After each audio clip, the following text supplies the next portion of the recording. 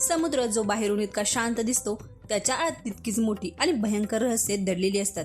आज आपण ज्या अरबी समुद्राच्या किनाऱ्यावर उभे राहून लाटांचा आनंद घेतो, तुम्हाला माहिती आहे का, त्याच समुद्राच्या तळाशी शेकडो फूट पाण्याखाली एक संपूर्ण सुवर्णनगरी दडलेली आहे. एक अशी नगरी जिच्या रस्त्यांवर कधी काळी साक्षात भगवान श्रीकृष्णांचा वावर होता, जिचे महाल सोन्याचे होते, जिची समृद्धी पाहून साक्षात इंद्रदेवही थक्क झाले होते.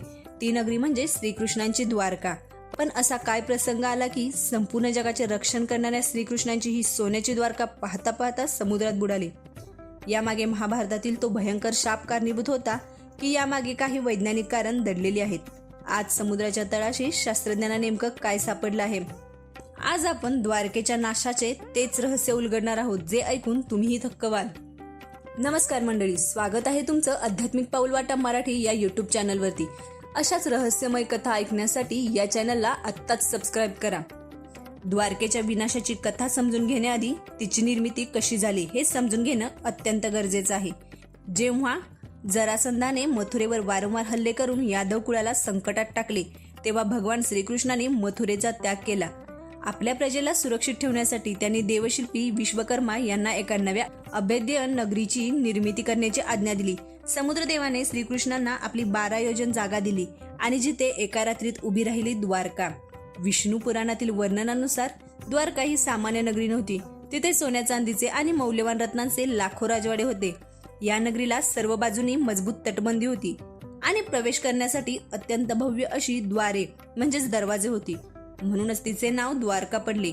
ही नगरी इतकी सुरक्षित होती की कोणत्याही शत्रूला तिथे पोहोचणे अशक्य होते.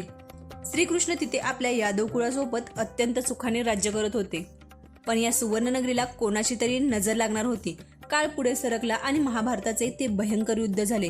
कुरुक्षेत्रावर रक्ताचे सडे पडले. कौरवांचा विनाश झाला. जेव्हा युद्ध संपले तेव्हा माता गंधारी आपल्या 100 मृत पुत्रांचे मृतदेह पाहून टाहो फोडून रडत होती. तिचे हृदय दुःखाने फाटले होते. श्रीकृष्णाने तिला सांत्वन देण्याचा प्रयत्न केला, पण रागाच्या आणि दुःखाच्या भरात गांधारीने श्रीकृष्णांना एक भयंकर शाप दिला. ती रडत म्हणाली, हे कृष्णा, तू सर्व शक्तिमान आहेस. तू हे युद्ध थांबवू शकला असतास, पण तू माझ्या कुळाचा विनाश होऊ दिलास. मी तुला शाप देते की आजपासून बरोबर 36 वर्षांनी ज्याप्रमाणे माझे कौरव कुळ आपापसात लढून नष्ट झाले, अगदी तसेच तुझे हे बलाढ्य यादव कुळ सुद्धा आपापसात लढून रक्ताच्या थारोळ्यात तडफडून नष्ट होईल आणि तुझी ही सोन्याची द्वारका समुद्रात बुडून जाईल. श्रीकृष्णांनी अत्यंत शांतपणे हसून गंधारीचा तो शाप स्वीकारला. गंधारीचा शाप खरा ठरणार होता. बरोबर 36 वर्षानंतर द्वारकेतील यादवांमध्ये अहंकार वाढला. एका शापामुळे निर्माण झालेल्या लोखंडी मुसळाच्या गवताने त्यांनी प्रभास क्षेत्रात मदिरा पिऊन आपापसात भयंकर युद्ध सुरू केले. स्वतःच्याच रक्ताच्या माणसांना ते कापू लागले. संपूर्ण यादव कुळ आपापसात लढून नष्ट झाले. त्यानंतर काही काळातच एका व्याध्याचा बाण लागून भगवान श्रीकृष्णांनी आपला देह त्यागला आणि ते वैकुंठाला निघून गेले. श्रीकृष्णाच्या मृत्यूनंतर अर्जुन द्वारकेत पोहोचला. त्याने उरलेल्या स्त्रियांना आणि मुलांना सोबत घेतले आणि तो द्वारकेतून बाहेर पडला आणि अर्जुनाने मागे वळून पाहताच एक अत्यंत भयंकर दृश्य त्याच्या समोर होते. समुद्राने आपली मर्यादा ओलांडली होती. प्रचंड मोठ्या लाटा उसळल्या आणि पाहता पाहता श्रीकृष्णाच्या त्या अथांग सुवर्ण नगरीला समुद्राने एका क्षणात गिळून टाकले. जगातील सर्वात श्रीमंत आणि सुंदर शहर पाण्याखाली कायमचे गडप झाले. ही झाली पुराणातील कथा. पण आधुनिक विज्ञान आणि शास्त्रज्ञ याबद्दल काय म्हणतात? अनेक वर्षे जगाला वाटायचे की द्वारका ही फक्त एक काल्पनिक कथा आहे. 1980च्या दशकात भारताचे प्रसिद्ध पुरातत्व शास्त्रज्ञ डॉक्टर S.R. राव यांनी गुजरातच्या किनाऱ्याजवळ समुद्राच्या आत संशोधन सुरू केले आणि त्यांना पाण्याखाली जे सापडले त्याने संपूर्ण जगाला हादरून सोडले. त्यांना समुद्राच्या तळाशी एका अत्यंत प्राचीन आणि सुनियोजित शहराचे भगवानावशेष सापडले. भक्कम तटबंदी, मोठे दगडी रस्ते, महालांचे खांब आणि जहाजे बांधण्यासाठी वापरले जाणारे मोठे दगडी नांगर. कार्बन डेटिंगनुसार हे अवशेष हजारो वर्ष जुने असल्याचे सिद्ध झाले.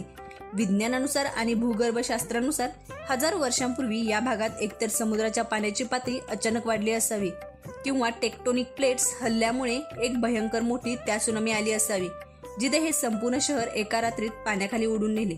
म्हणजेच महाभारतातील सांगितलेली द्वारका बुडण्याची कथा ही कोणतीही कल्पना नसून ते एक ऐतिहासिक सत्य आहे. द्वारका बुडणे हा केवळ एका शहराचा विनाश नव्हता, तर तो मानवजातीला दिलेला एक मोठा धडा होता. जेव्हा माणसाला स्वतःच्या शक्तीचा आणि संपत्तीचा अहंकार होतो, तेव्हा साक्षात भगवान श्रीकृष्णांचे कुळ असो किंवा सोन्याची नगरी, निसर्ग त्याला एका क्षणात नष्ट करू शकतो.